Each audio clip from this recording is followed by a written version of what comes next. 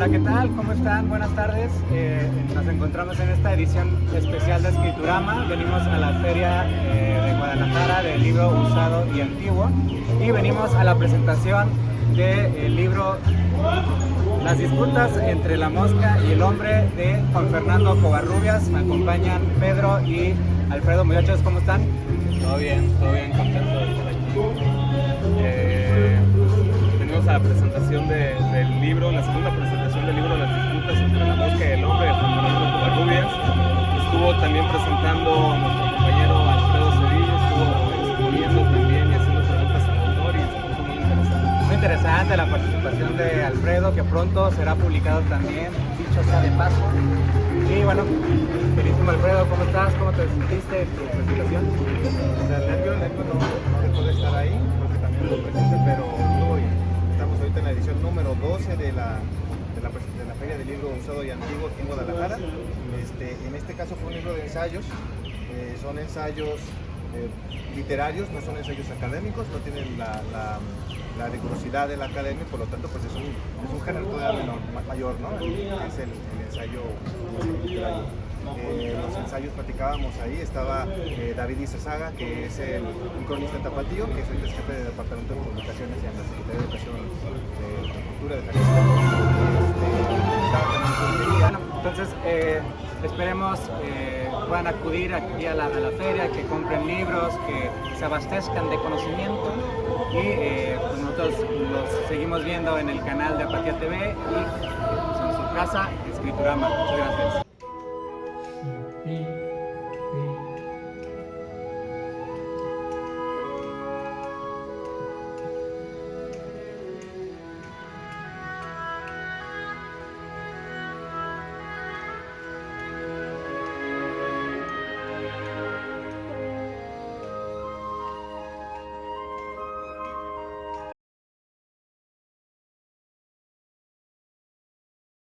Diálogo, no sé si han visto por ahí un video que anda rondando mucho en Twitter, que ahora todas las noticias son las que aparecen en Twitter, por más banales que sean, ¿no? Pero ese pequeño video en donde una presentadora hace una introducción de 25 minutos y terminan por abandonarla, ¿no? Pues, adiós. Sí, yo me acuerdo y me voy. Además ahí estaba Maturana, que bueno, murió el año pasado y es un tipo, es lo más cercano al Nobel que tenemos. Ahorita en 25 minutos les explico de qué se trata de Maturana, pero el bueno todavía se aguanta, ¿no? Pero sí estuvo mal. En fin, bueno, pues vamos a presentar este libro, Las disputas entre la mosca y el hombre, de Juan Fernando Covarrubias.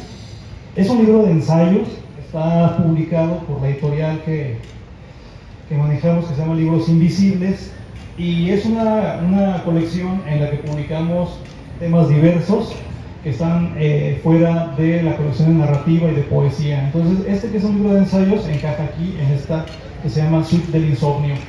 Es un libro muy interesante, muy recomendable, ya lo hemos presentado, ya hemos hablado, no voy a repetir lo que ya se dijo para darles pie a ustedes, pero es un libro que sobresale no solo por la agudeza con la que están construidos los ensayos, ¿no?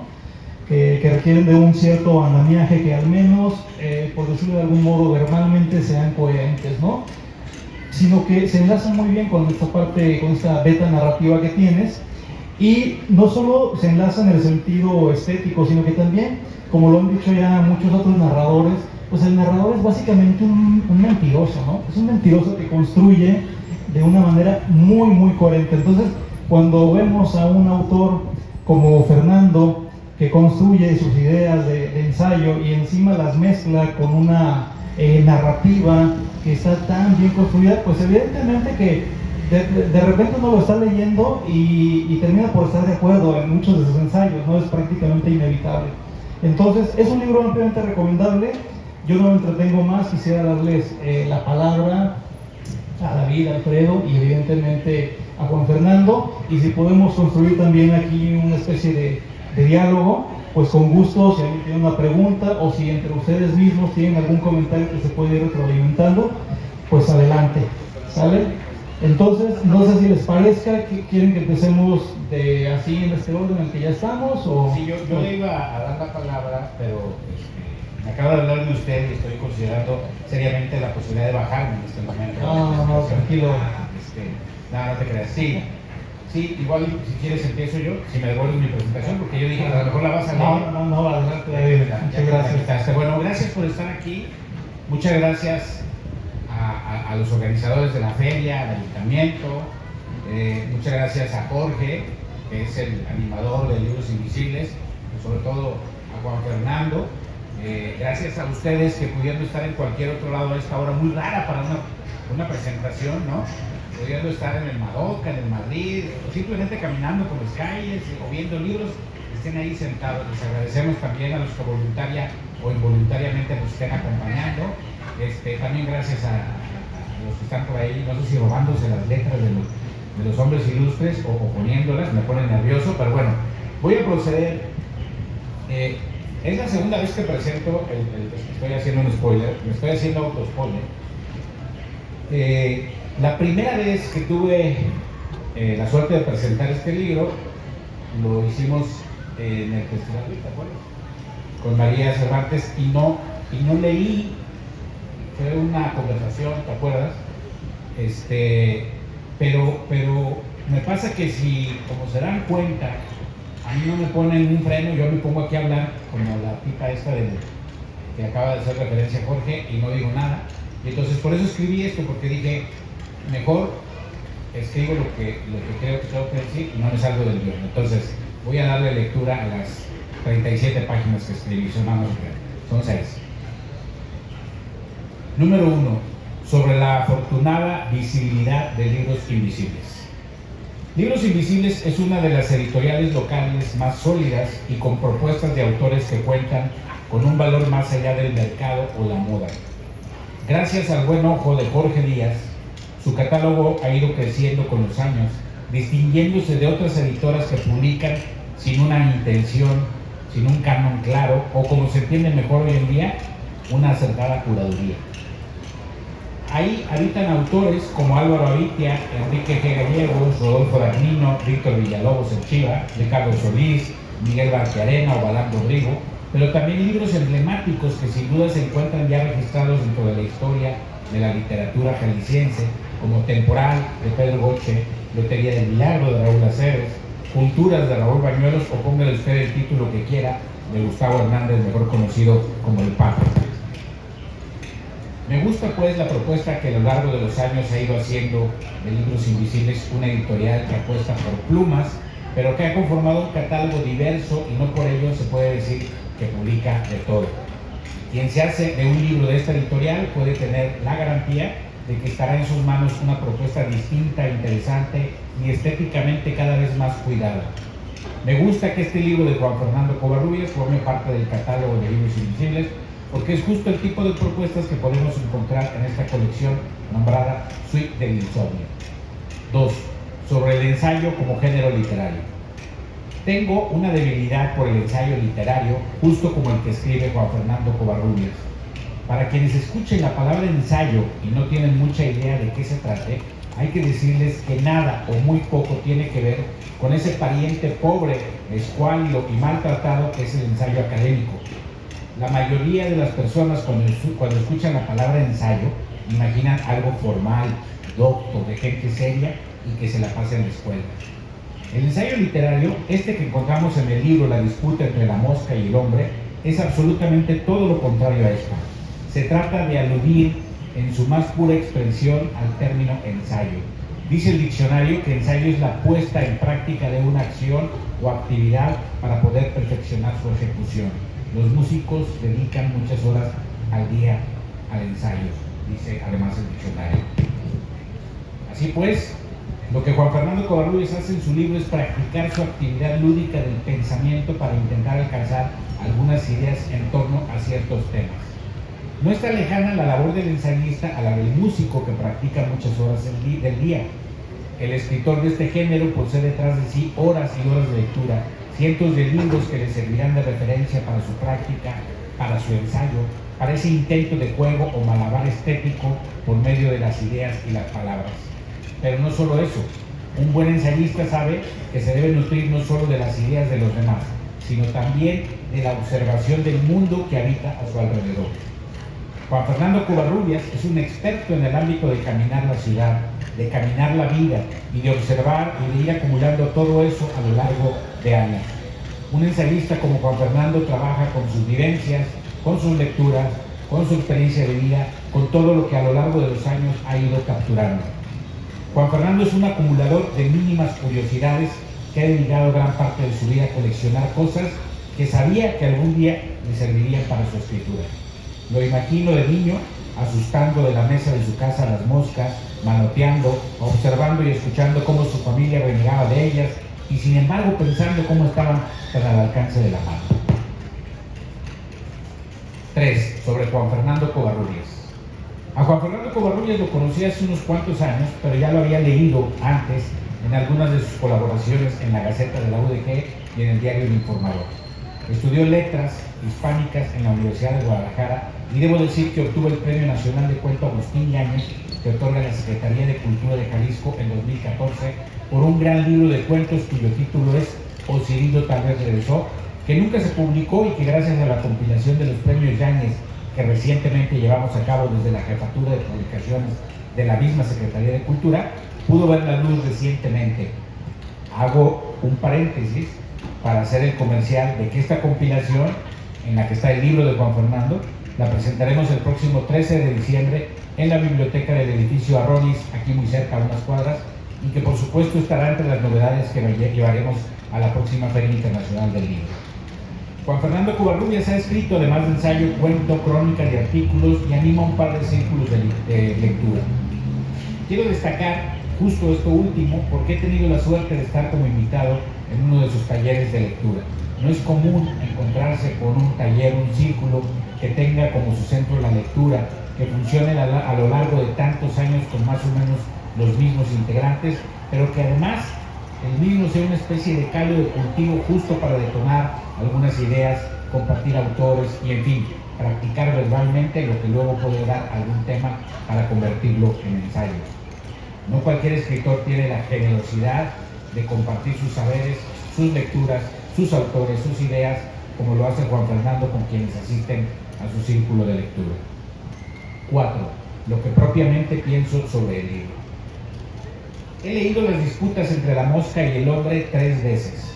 La última vez hace unos días, justo para escribir esto que estoy leyendo. La primera vez que lo leí fue cuando me lo dio Juan Fernando. La segunda, unos días antes de presentarlo en el marco del Festival Week. Lo curioso es que en las 3 lecturas que he hecho he encontrado cosas diferentes. Lo he leído 3 veces, lo he presentado 2. ¿Será que me gusta? Se trata de un libro divertido, de un manual de inteligencia, de un libro de eso que sabes que te acompañará toda la vida. Un libro que me gustaría regalarle a la gente que quiero, que sé que lo disfrutará tanto como yo. Seguro les ha pasado, es como con la comida, cuando descubres un lugar en el que se come exageradamente delicioso y ya te anda por llevar ahí a quienes quieres. Leer Las disputas entre la mosca y el hombre es sentarse a platicar con el autor en un lugar cómodo, con un ambiente de esos que te hace rogar que no pase el tiempo. Podría a continuación hablar de cada uno de los 11 ensayos que están en el libro, pero sería un abuso del tiempo de mi parte. Hoy me voy a limitar a 2 de ellos que quizá estén entre mis 11 preferidos.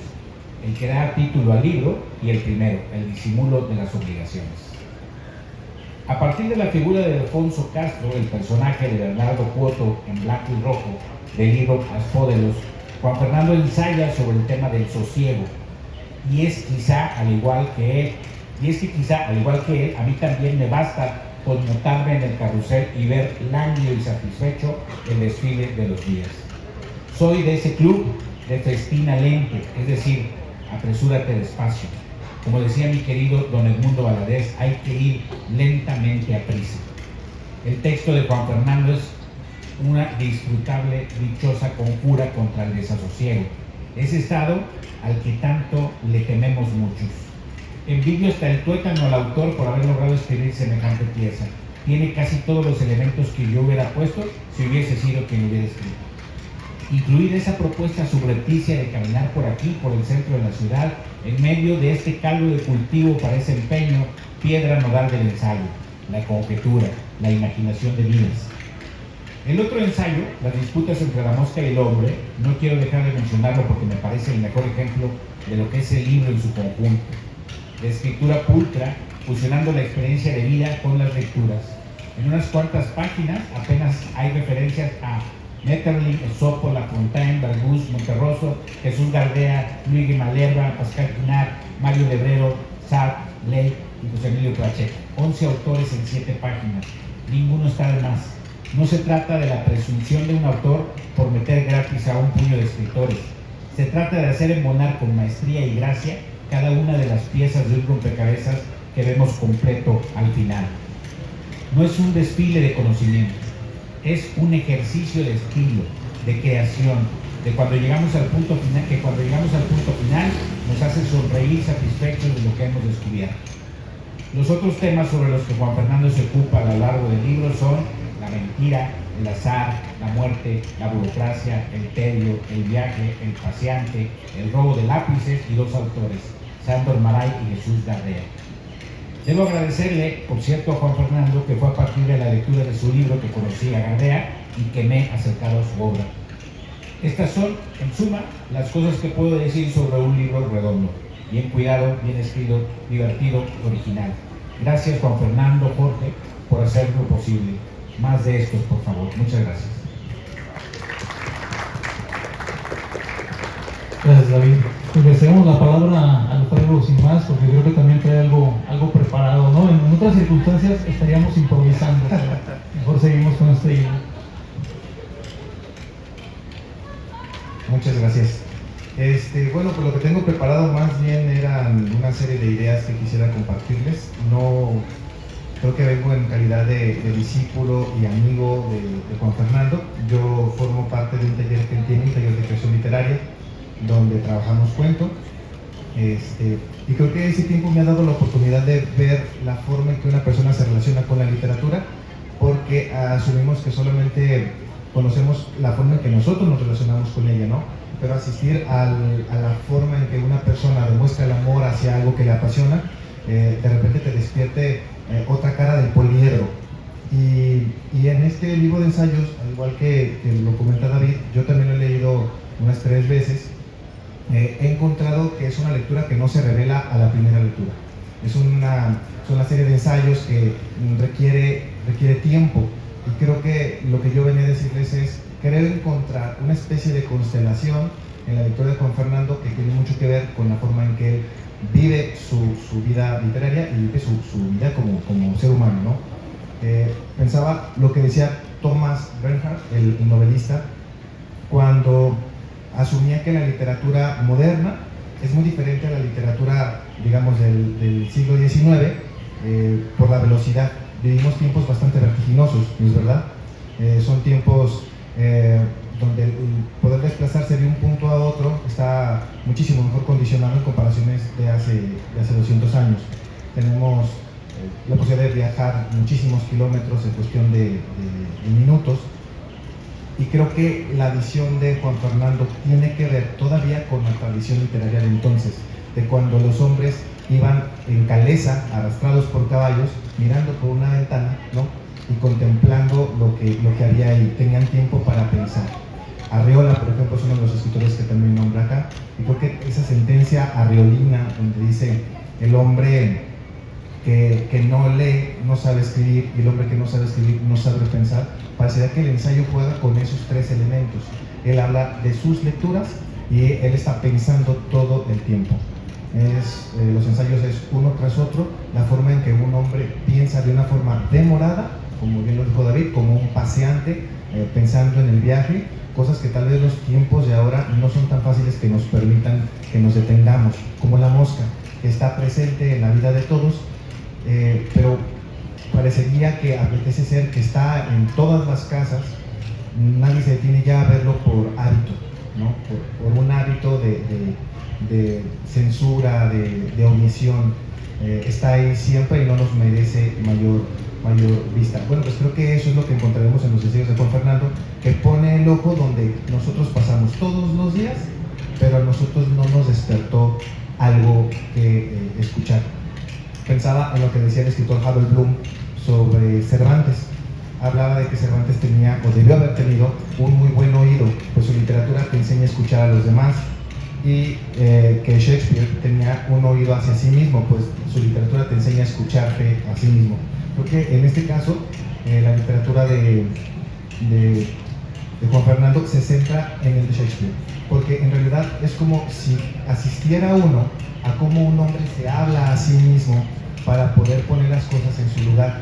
Cuando David hace ratito dijo que en un ensayo de 11 páginas había un puñado de autores ahí, hay que decir que yo también sentí mucho agradecimiento, porque no es paternalista a la hora de mencionarlos, ¿no? No encajan a la fuerza, no trata de ser condescendiente para que uno sepa quién es quién en ese mundo donde está. No, al contrario, creo que hace todavía algo mucho más difícil, que tiene que ver con la forma en que él lee, que es buscar una constelación. Si toma el tema de la mentira, en las lecturas que él ha hecho, encuentra de repente brillos entre esas lecturas y logra hacerlos comular entre ellos, hasta crear una constelación, digamos, de una idea que termina siendo el ensayo. David mencionó dos de sus favoritos. Yo quiero mencionar justamente el que habla de Jesús Gardea. Al igual que David, yo no conocía a Jesús Gardea, lo conocí por él, y creo que es la forma más amorosa de conocer a un autor, cuando te lo recomiendan por amor, ¿no? De repente es transmitir la pasión pura. Y hay mucho de homenaje en la obra de Juan Fernando, en la intención de ser breve y ser respetuoso con el lector, ¿sí? Es en ese sentido honesto, vamos a decirlo.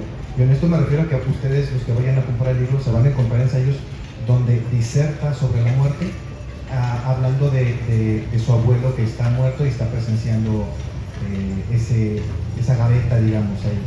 Pero al mismo tiempo se van a encontrar un hombre que está paseando, sentado, y diserta sobre la vida del mundo que ve todos los días. Entonces, es asistir de una forma bastante honesta a la vida íntima de cómo un hombre ve el mundo, de cómo un hombre ve la condición humana. Jesús Gardea, en su ensayo, él, cuando lo escribió, me comentó que él creía que le debía muchísimo a Jesús Gardea como un escritor que vino a ponerle como un rasero, ¿no? Hacia donde tal vez trazar un camino, una luz. Allá en el fondo encuentro este titular, y quizás es hasta allá donde yo quisiera ir.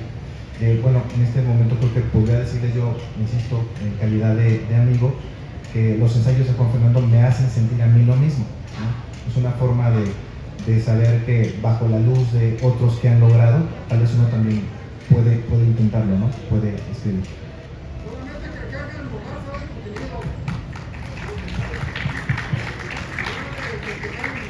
Gracias, Alfredo. Me gustan estas dos ideas y quiero hacer una especie de batiburrillo con lo que los dos dijeron, para darle pie a algo que le quiero preguntar a Juan Fernando, porque me gusta esta idea que menciona David, de cómo dice que Fernando es una especie de observador de su ciudad, y esto le sirve también para construir su literatura y sus ensayos, ¿no? Y de alguna manera me gusta esto, porque está la idea de cómo la literatura nos ayuda a construir mundos posibles, que es, si se fijan, es lo que es el, ¿cómo se le llama esta línea que llevan a veces los logotipos de las empresas, y que es lo que lleva Libros Invisibles?